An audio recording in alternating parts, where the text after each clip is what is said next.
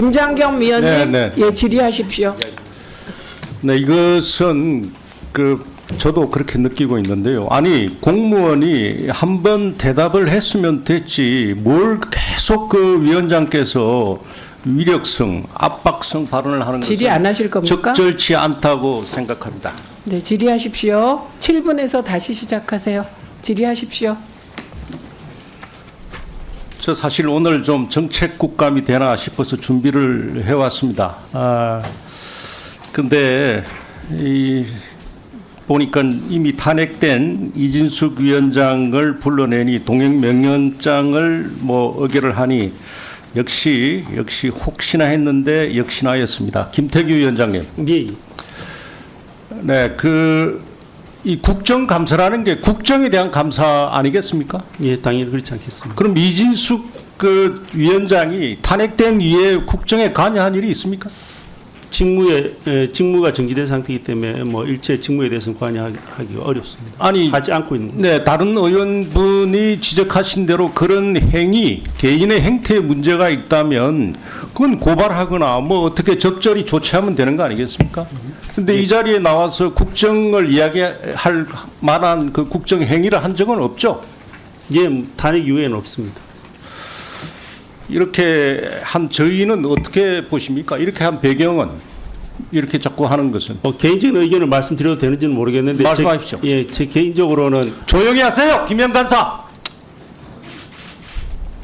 제 개인적으로는 들지 말고. 지금 현재 직무가 정지된 상태고 직무와 관련해서 답변을 할 수 없는 상태라면은 굳이 국정과 관련돼서 이루어지는 감사장에 소환하는 것은 그리 적절해 보이는 모습은 아니라는 생각입니다.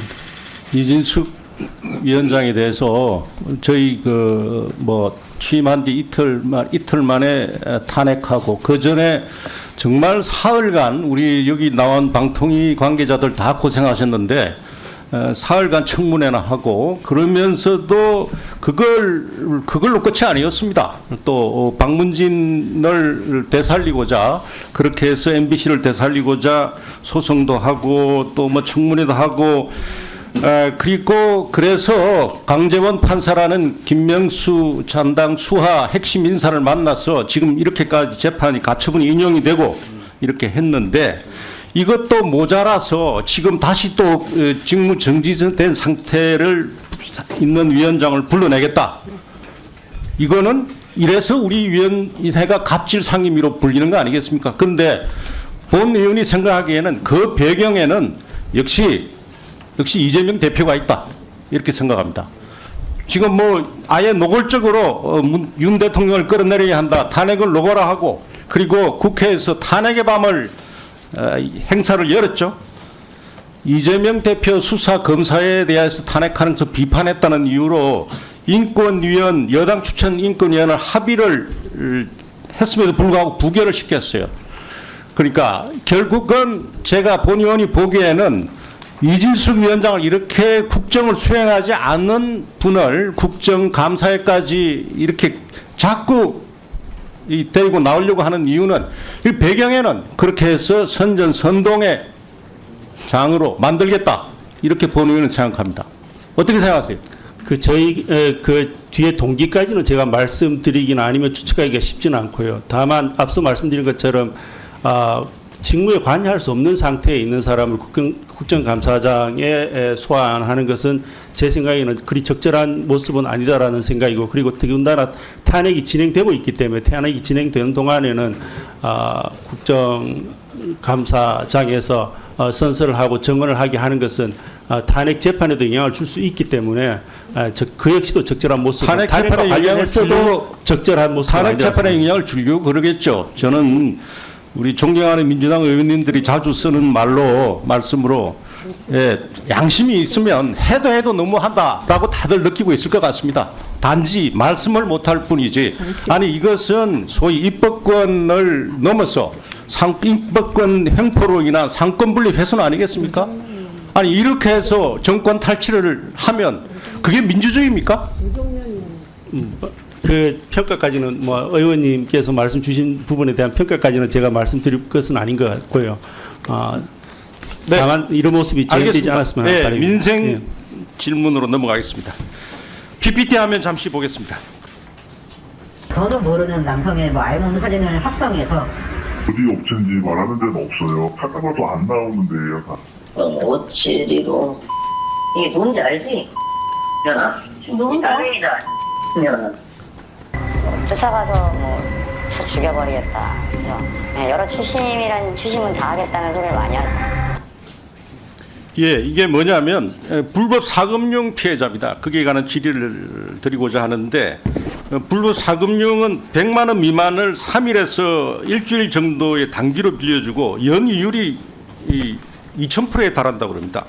주로 이제 소액의 이 채무를 돌려막기 시작하면서 채무수가 이거 불어나게 되는 구조인데 대개 피해자 한 명당 5건에서 50건의 채무를 지고 있다 그래요.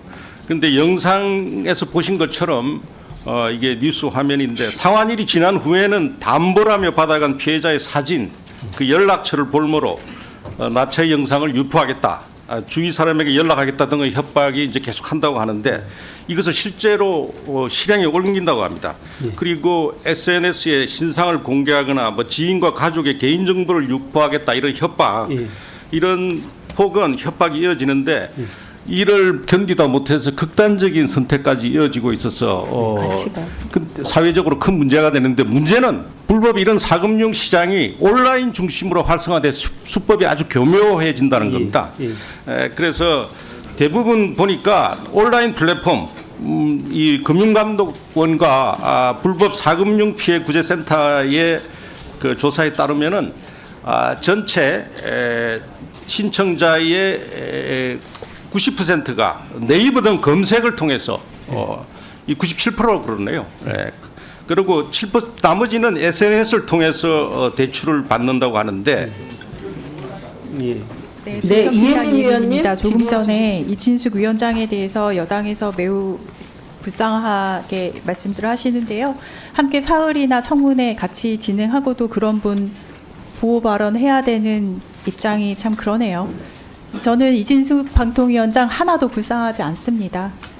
세금으로 월급 따박따박 다 받아가고 있고요. 탄핵 피소투자가 보이는 거라도 좀 자제를 했으면 좋겠는데 그렇지도 않고 세상 편한 팔자라고 생각을 합니다. 불쌍하게 여길 게 아니라 혹시 그 팔자가 부러워서 그러신 건 아니길 바라고요. 어제 좀 유감스러운 일이 발생을 해서 본질이 전에 좀 짚고 가야 되겠습니다. 지금 전국에서 재보궐선거가 치러지고 있죠. 예. 국민들은 방송 토론회 보면서 후보자 검증을 합니다. 선거 방송에서 꼭 지켜져야 되는 원칙이 있다면 그것은 공정성이겠죠. 그런데 어제 서울시 교육감 보궐선거 토론회가 열렸는데 혹시 소식을 들으셨는지는 모르겠는데 KBS와 선관위 합작으로 보수 후보만 단독으로 홍보하는 자리로 변질됐습니다. 방통위는 공정한 방송 환경 조성에서 공공성하고 공익성 지켜야 하는 목적 기관이죠. 그런데 이 부분은 특히 선거 같은 경우는 저는 여야 정쟁 눈으로 보시면 안 되고 공정성을 지켜야 되기 때문에 세밀하게 살펴야 할 책임이 있다고 생각을 하고요. 교육감 선거까지 설마 대통령 신기 지키기는 아닐 거라고 생각을 해요. 그래봤자 대통령 지지율 안 올라갑니다. 다음 페이지요. 지금 보시면은 공직선거법 제8조에 따르면 언론기관은 선거 토론을 방송하고 보도하는 경우에는 공정하게 해야 된다고 되어 있고요. 다음이요. 방심위에도 선거 방송심의에 의해서 특별규정 제5조에도 공정성 중요하게 다루고 있습니다. 교육감 선거라고 그냥 넘어가시면 안 되고요. 방통위는 10월 16일까지 엄정하게 선거 방송의 공정성 확보를 위해서 제 역할 해주셔야 된다고 요청을 드립니다. 이제는 그러면은 본질이 들어가겠습니다. 조금 전에 인사 말씀에서요. 제가 굉장히 환영할 만한 말씀을 하셨어요. 뭘 하셨냐면은 단통법 폐지한다고 말씀을 하셨어요. 꼭 추진을 하셨으면 좋겠는데 그런데 문제가 발생을 하면 우리가 진단을 하고 문제를 정의를 하고 거기에 대한 고칠 점을 고쳐서 개선점을 마련을 해야 되는데 그런 통찰이 있는 상태인지 같이 한번 짚어봤으면 좋겠어요. 그래서 현 진단을 하자면은 지금은 단통법이 살아있죠. 예, 예. 그러면은 이 통사는 사업자들은 단통법을 지켜야 되죠. 예, 예. 아직까지는. 예, 예. 해서 이통 3사가 방통위가 시킨 대로 열심히 단통법을 지켰더니 예. 보실까요? 공정위가 다음 예. 합의라고 하면서 과징금을 부여하겠다고 예, 예. 했습니다. 공정위는 번호 이동 가입자가 특정 사업자에게 편중되지 않도록 순증감, 건수 조정했다면서 제재 의견을 담은 이제 보고서를 통신 3사에 저렇게 송부를 했죠. 예. 방통위하고 통신사는 단통법 지켜가지고 하면서 다음 합의 아니다. 예. 라는 것을 여러 차례 예. 공정위의 말씀을 전한 걸로 알고 있는데 공정위는 그냥 강행을 했습니다. 방통위하고 공정위가 지금 전혀 교통 정리가 안 되어 있어요. 이 상태에서 폐지만 하면 문제가 해결되는지 좀 짚고 싶어요. 다음 페이지요.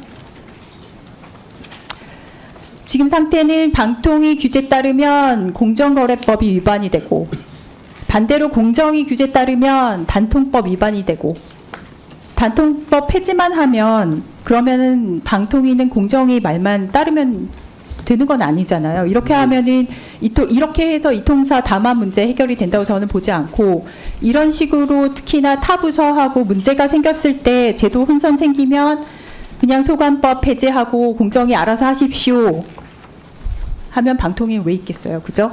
그래서 이통 3사 담화 문제는 사실은 이 두 소관 부처에서 이루고 있을 것이 아니라 소비자 입장에서 접근을 해야 된다고 생각을 하고 두 기관이 지금까지 싸우는 동안에 결국에는 피해는 국민이 입었다고 생각을 하고 있습니다.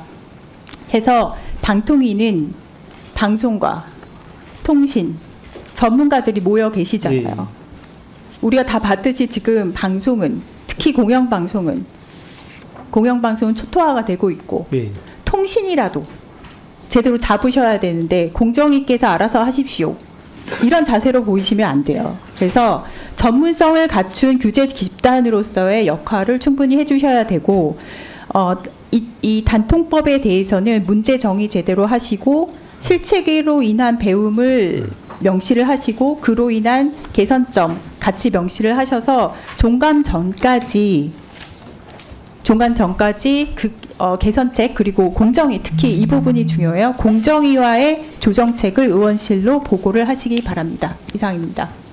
짧게 좀 답변을 드려도 되겠습니까? 의원님 시간 말씀에 남았으니까 네. 예, 저희들도 공감하고 있고 실제 저희들도 이 사안을 굉장히 중요하게 보고 있습니다. 보고 있고 해법을 찾기 위해서 노력하고 있고 물론 지금 서로 이해가 안 되게 이해를 못하거나 아니면 서로 오해가 있는 부분이 있을 수는 있습니다. 공정위하고 저희들 사이에서. 그런데 저희들 입장에서는 공정위하고는 이야기를 하시나요?